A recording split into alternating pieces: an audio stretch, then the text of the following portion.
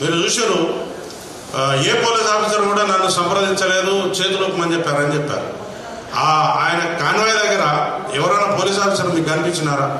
ఎంతో దూరంగా ఉన్నారు, 2 మీటర్లు 3 మీటర్లు దూరం ఉన్నారు. ఆ వెహికల్ దగ్గర ఎవరైనా కనిపించారా? చాలా మీడియాలో చాలా క్లిప్స్ వచ్చినాయి. ఆయన అక్కడ ఏం జరిగిందో అనే విషయాన్ని పక్కకు పెడితే ఆయన ఒక బాధ్యత గల పౌరుడిగా ప్రవర్తించలేదు అనే విషయాన్ని చెప్పగలుగుతాను. ఎందుకంటే ప్రాథమిక హక్కులు ఎంతైతే కఠినంగా మనం అమలు పరచాలని కోరుకుంటామో ఆయన యొక్క విధులు కూడా ఉంటాయి. ఒక మనిషి బాధ్యతలు, విధులు ఉంటాయి.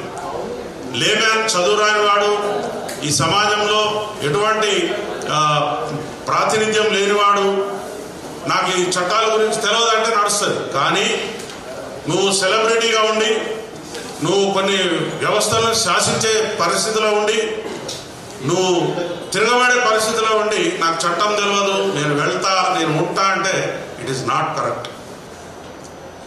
చెప్పేది ఒకటి, చేసేది ఒకటి. మీరు మీ తోలు మంచిగా ఉంచుకోకపోతే, తోలు పలగొడతాం.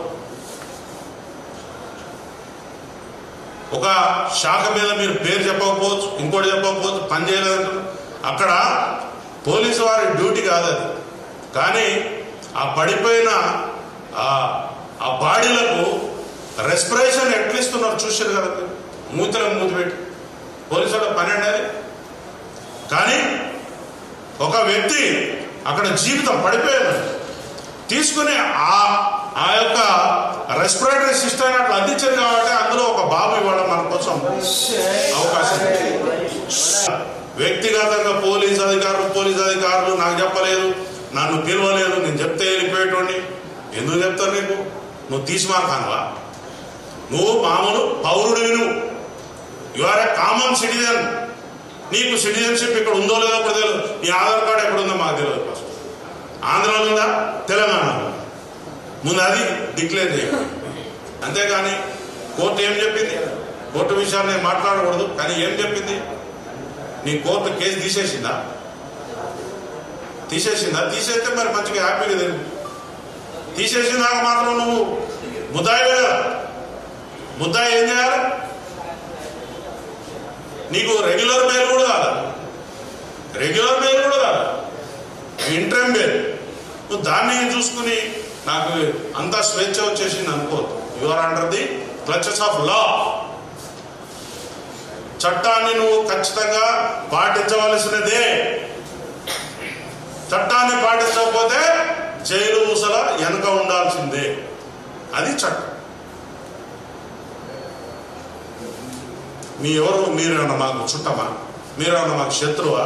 మీరేమన్నా మాకు లేకపోతే పాలోడా, పగోడా? ఏమున్నది మీతో?